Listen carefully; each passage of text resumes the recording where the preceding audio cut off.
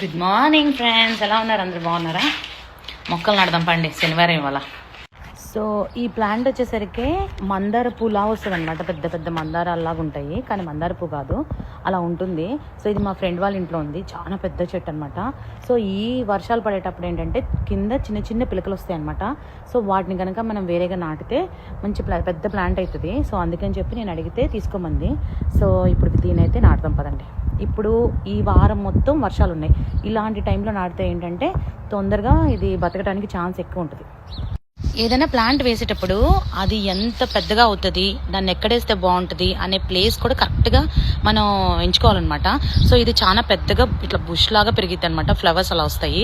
So అందుకని చెప్పి దీన్ని నేను కార్నర్లలో వేద్దాం అనుకుంటున్నాను, ఇట్లా కార్నర్లలో, అట్లా ఫ్రంట్గా కాకుండా. సో ఇక్కడ వచ్చేసరికి మా చిన్నమ్మాయి చెట్టు ఉంది కదా, దాని పక్కన ఇక్కడ వేద్దాం అనుకుంటున్నాను. సో ఇక్కడ తవ్వేసి పెట్టాలి.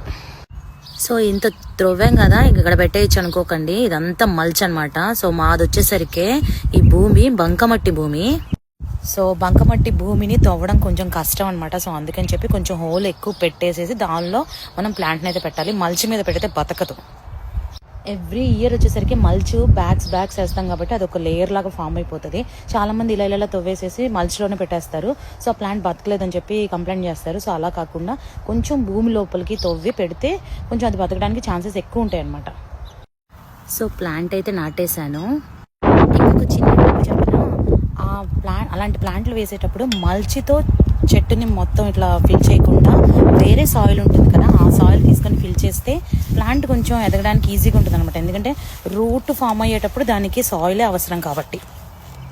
సో ఆ ప్లాంట్కి పేరు పెట్టలేదు కదా, ఆ ప్లాంట్ పేరు వచ్చేసరికి అంజి. బాగుంది కదా.